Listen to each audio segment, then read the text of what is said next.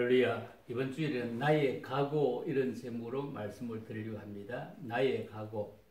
사도행전 20장 24절입니다. 내가 달려갈 길과 주 예수께 받은 사명 곧 하나님의 은혜의 복음을 증언하는 일을 마치려 하면은 나의 생명조차 조금도 귀한 것으로 여기지 아니하노라. 아멘. 사랑하는 성도 여러분, 우리는 찬송을 마음껏 부를 수 없는 시대에 살아갑니다. 참으로 어처구니 없는 시대입니다. 기도를 크게 마음껏 부르짖을 수 없는 시대를 살아갑니다. 교회 와서 밥을 먹으면 어찌 그래 맛있는지 모르겠다, 이런 얘기를 했던 때가 옛날 같은 그런 기분이 들 수 있을 것입니다. 그러다 우리는 예배를 드리고 식사는 단체로 바깥 식당에 가서 하면은 괜찮은 희귀한 그런 시대를 우리가 살아갑니다. 여러분, 국가의 통제 신호가 아니라도 우리는 전염병 무서워서 사실 조심조심하며 살아갑니다. 지금까지 신천지를 빼면은 교회를 통한 확진자는 전체 1% 훨씬 미칠 수가 없습니다. 기독교인이 20%, 25% 혹은 30% 얘기하는데 여기에 비하면 지극히 적은 수치임에 틀림없습니다. 그래서 오늘 우리 본문에서 내가 달려갈 길과 주 예수께 받은 사명 곧 하나님의 은혜의 복음을 증언하는 일을 마치려 하면은 나의 생명조차 조금도 귀한 것으로 여기지 아니하노라, 이런 신앙 고백을 합니다. 이와 같은 바울의 신앙을 이름해서 우리는 일사각오 이렇게 불러도 좋을 것입니다. 여러분, 그렇다고 코로나는 아무것도 아니다 이런 생각을 가지면 절대로 안 되는 것입니다. 평소의 신앙은 개떡같이 하면서 어찌 이럴 때는 믿음 있는 것처럼 예배는 중단 없이 드려져야 한다고 말합니까? 한국 교회 주일날 예배 빼면은 몇 프로나 수요일에 나옵니까? 그런 말할 자격이 있습니까? 지금 우리는 그런 것을 우리 한번 돌아봐야 됩니다.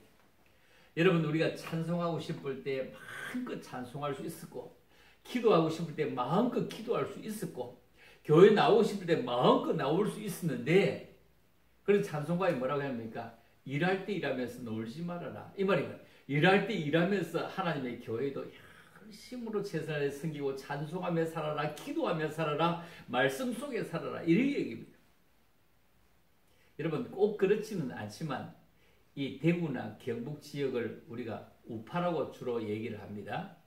그렇다면 대구 경북 지역의 반대되는 우파의 반대는 좌파라고 한다면 전라도 지역을 사실 좌파라고 하는 듯 합니다. 꼭 나눈다면 그렇다는 얘기입니다.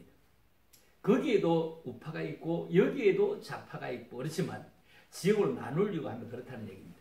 그러면 우파가 미워서 우파 누르려고 예배 못 드리게 한다면 전라도 지역은 허용했습니까? 안 했습니까? 꼭 같은 통제입니다. 그렇다면 우파보다 좌파의 심정이 더 복잡할 것입니다. 우리가 지지했는데 이건 무슨 꼴이냐고요? 배신당했냐? 팽당했냐? 이렇게 합니다. 여러분, 지역으로 굳이 출신 성분으로 따진다면 이 합동적 총회장, 부총회장, 그 소광수 목사, 김종준 목사 이런 분들이 다 그쪽 지역 사람들입니다. 여러분, 신앙의 본 모습은 곧 어쩌면 차물 금지법 뭐 이런 게 통과되겠죠. 통과될 것입니다. 자, 통과되고 난 이후에 여러분 진짜 신앙은 표신합니다. 그때 예수만이 구원이라고 못하잖아요. 예수만이 구원이라고 외치다가 감옥도 가세요. 그리고 벌금 내어보세요. 그때는 진짜 믿음이 있는 사람이다, 잘한다고 말할 수 있을 것입니다. 그런데 이 전염병의 방귀를 들고 난리를 친다면 이것은 우리도 잘한 것은 아닙니다. 왜냐하면 숫자는 작게 나왔지만 그래도 교회에서 전염병이 나왔기 때문입니다. 교회에 가면은 전염병이 없다 이렇게 말할 수 없기 때문입니다. 누가 그런 사람이 우리 속에 들어오는지 알 수 없기 때문입니다. 서로를 믿을 수 없기 때문입니다. 여러분, 우리는 가족끼리 혹은 친구끼리 자동차를 타고 목적지를 정해두고 같은 한 차를 타고 움직이다 보면 그 목적지를 가다가 사이길로 빠져서 더 좋은 곳이 있구나, 여기 그만 치자, 여기에 그만 잡자 하면서 다른 방향으로 갈 때가 있는 경우가 종종 있습니다. 그런데 비행기를 타고 가면 문제는 그런 일이 없습니다. 비행기는 출발지와 목적지가 분명합니다. 인생은 목적지를 향해서 가는 여행길에 비유할 수 있는데 여행자는 목적지가 분명합니다. 그런데 인생의 목적을 품고 사는 사람은 능동적으로 대처할 수 있지만 목적 의식이 없는 사람은 이쪽으로 끌려갔다 저쪽으로 끌려갔다 바람 부는 대로 물결 치는 대로 살아갑니다. 즉 목적 의식이 분명한 사람은 목표만큼 계속적인 변화와 성숙을 추구하며 살아갑니다. 지금 우리의 모습 그대로 남아 있으면서 더 보다 나은 사람이 되고자 한다면 이것은 있을 수 없는 얘기입니다. 인생의 목표를 내가 세우는 것이 아니라 창조주 하나님 구세주 되신 예수님께서 나를 향해서 세워놓으신 그 목적과 목표를 향해서 발견하고 그 발견된 목표를 향해서 열심히 따라갈 때 그분이 동의하고 그분이 믿어주고 그분이 함께 하실 것입니다. 우리는 완전한 사람은 절대로 아닙니다. 바울도 과거의 변화에서 현재의 성화, 미래의 영화를 쳐다보면서 성숙하고 더 성숙해지기 위해서 진보를 힘쓰고 있습니다. 그래서 자기는 여전히 미성숙한 그런 그리스도임을 계속 반복하고 고백하고 있습니다. 특히 바울은 자신의 어떤 성적, 성숙, 그리고 정말로 그 인간적인 성숙과 영적인 성숙을 다른 사람과 비교하지 않고 꼭 예수 그리스도와 비교해서 자신의 계속적인 진보를 힘쓰고 있습니다. 여러분 사람과 비교하려고 하지 마세요. 그는 나는 나입니다. 그가 나가 될 수 있고 내가 그가 될 수가 없는 것입니다. 여러분 내가 얼마나 발전해야 하는가를 보려고 하면 내가 예수께로 얼마나 닮아가려고 하느냐 자신의 성숙과 자신의 진보를 부단히 노리고 힘쓰는 계속적인 토양이 있어야 되는 것입니다. 우리의 삶에서 영원히 돌아올 수 없는 것이 있다면 그냥 던져버린 돌멩이는 돌아올 수 없습니다. 급하게 내 입에서 나갔던 그 말도 주워 담을 수 없습니다. 그리고 흘러간 시간도 우리가 어떻게 빼갈 수 없습니다. 그래서 흘러간 물로는 물레반을 돌릴 수 없다. 그러나 지금 조금 나아진 것이 자동 펌프 있잖아요. 자동 펌프. 그냥 흘러간 물로 다시 올릴 수가 있습니다. 이제 우리는 잃어버린 것에 초점을 맞추려고 하지 말고 남아있는 것에 초점을 맞춥시다. 철저한 미래지향주의로 과거는 그냥 흘러간 물로 잃어버리고 내일을 향해서 더 소망으로 열심히 살아갑시다. 한마디로 세상에 좋아하던 것들 가운데서 그건 다 던져버리고 이제 하나님의 말씀과 축복을 좋아하는 그런 입맛이 바뀌어지는 여러분 입맛이 있으면 밥맛이 있는 것입니다. 밥맛이 아무리 있어도 입맛이 없으면 먹을 수 없습니다. 우리는 이따금 기억이 안 나서 굉장히 괴로울 때가 있습니다. 치매 걸렸나? 건망증이 심하나? 기억이 안 나서 너무 힘들어. 금방 들고 있는데도 핸드폰을 들고 핸드폰을 찾을 때도 있죠. 아이를 낳고 아이를 찾을 때가 있다는 얘기입니다. 이거 기억이 안 나서 괴로울 때도 있지만 잊어버려야 할 것을 잊지 못해서 괴로운 사람도 많습니다. 정말로 악몽 같은 추억 좀 잊어버립시다. 부끄러운 기억도 잊어버립시다. 그리고 나빴던 관계도 잊어버립시다. 실수했던 일도 잊어버립시다. 이런 걸 잊어버리는 사람일수록 행복합니다. 그러면 우리는 과거의 경험에 지배받아서는 안 됩니다. 사도 바울은 과거가 더 이상 내게 영향을 주지 못한다. 이제 그리스도밖에 나의 영향을 주지 못한다 했던 것처럼 또는 우리는 과거에 한번 잘했던 것을 가지고 자꾸 우리먹고 살려고 하지 말고 거기에 안주하려고 하지 말고 지나간 과거, 지나간 성취, 지나간 업적 또 어떤 데는 실패하고 패배했던 것 여기서부터 우리가 해방되어서 더 나은 내일을 위해서 어제의 성공, 어제의 실패, 어제의 번영도 다 이것이 잊어버리고 오직 앞만 바라보고 꾸준히 전진해 나갈 수 있기를 주님의 이름으로 축복합니다. 우리는 오늘도 오직 앞만 바라보고 살아가는 영원한 승리자가 되어야 할 것입니다.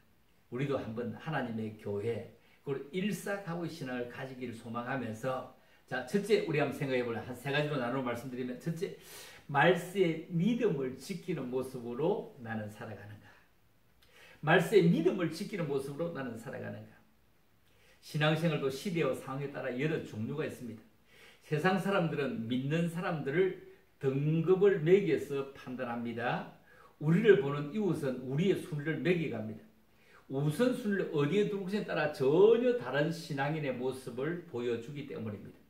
신앙의 본질만큼은 하나님 제일주의로 섬기는 신앙이 가장 일사각오의 신앙 아닐까요? 신앙의 본질적인 문제가 무엇입니까?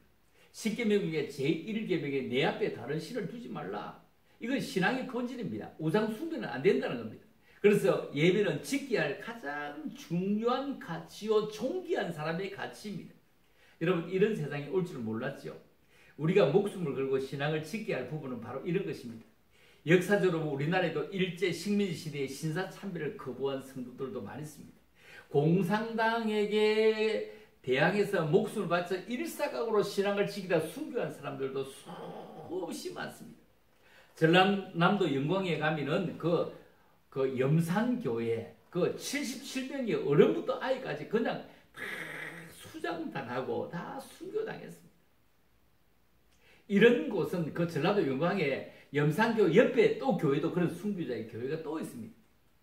그런데 이런 지역에서 다 자경화 사상을 지지하고 지금 와가지고 예배를 못 드리게 하는 이런 세상을 맞았습니다. 사실 이런 때 대통령이 신앙이라면 더욱더 기도하게 할 것입니다. 그리고 밥 못 먹게 하는 말을 할 것이 아니라 식사하면 안 됩니다 이런 말을 할 것이 아니라 사랑하는 성도 여러분, 저와 같이 주일에는 하루 금식하십시다. 교회에서도 금식, 가정에 돌아가서도 금식하십시다. 주일 아침도 금식, 주일 점심도 금식하면서 하나님께 우리를 맡기고 긍휼을 베풀다고 합시다. 저와 함께 그렇게 합시다 하면 밥 먹으나 못 먹으나 할 게 뭐 있습니까?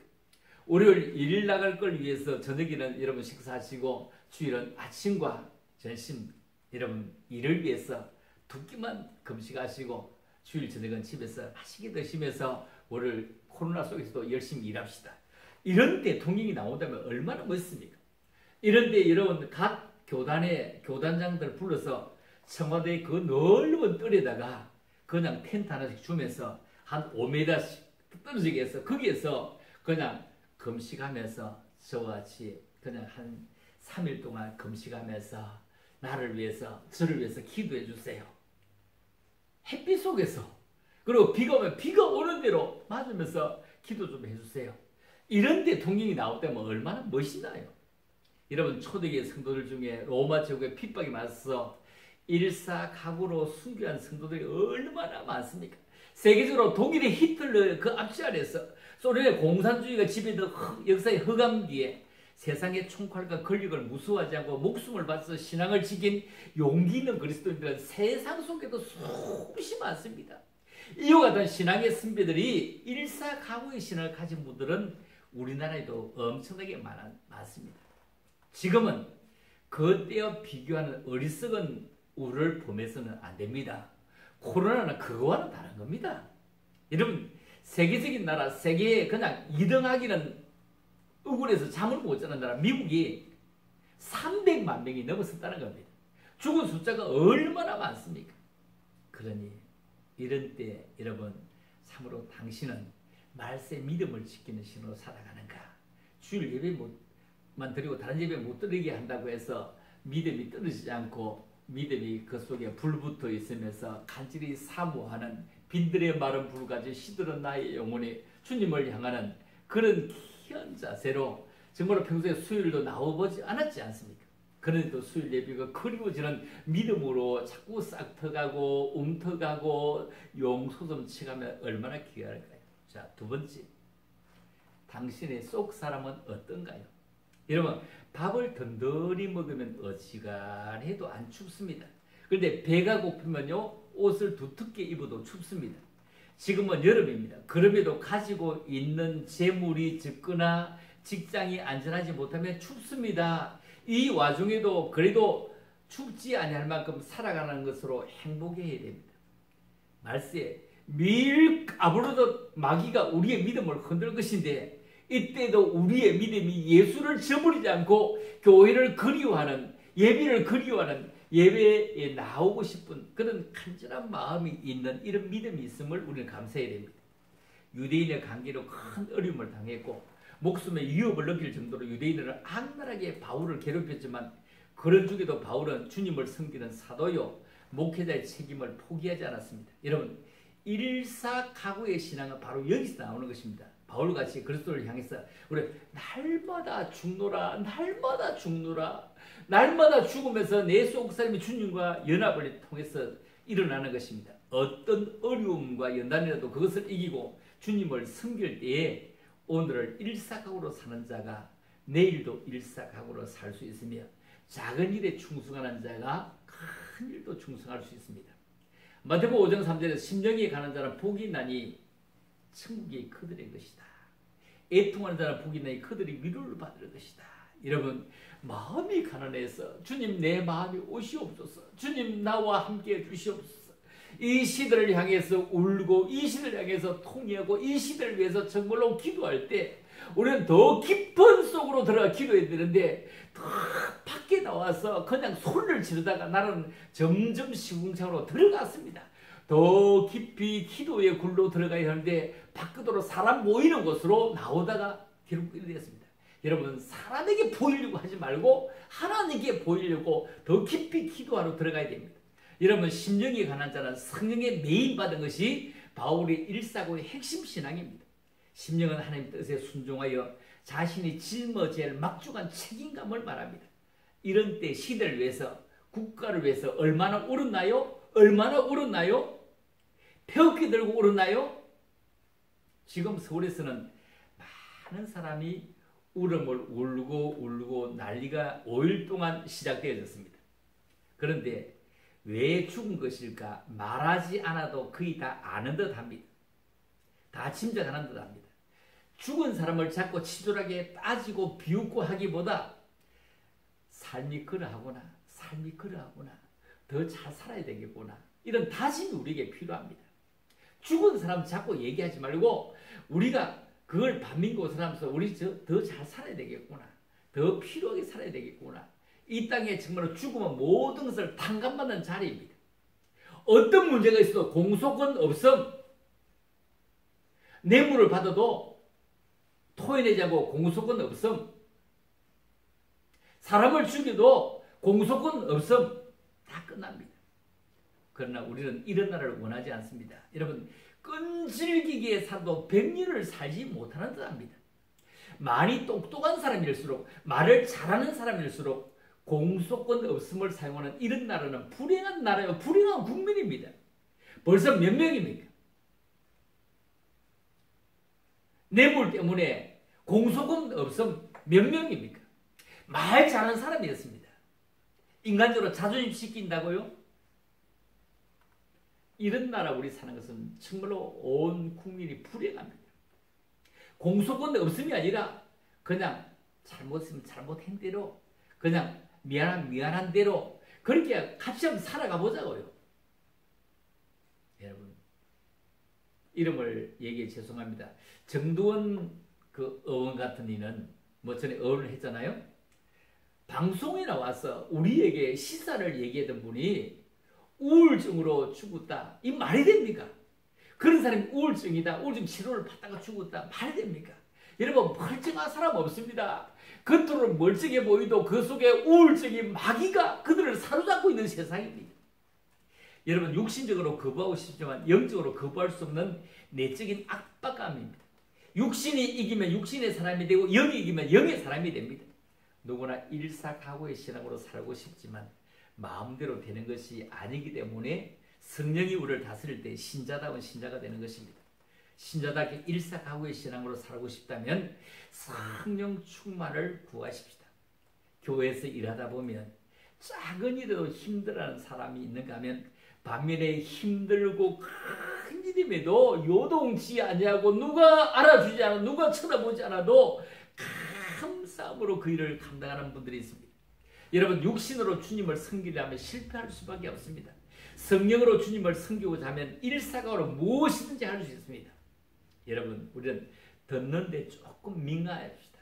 말씀에 충분한 관심과 주의를 기울여야 하고 이 말씀에 놓치지 않도록 집중해야 됩니다.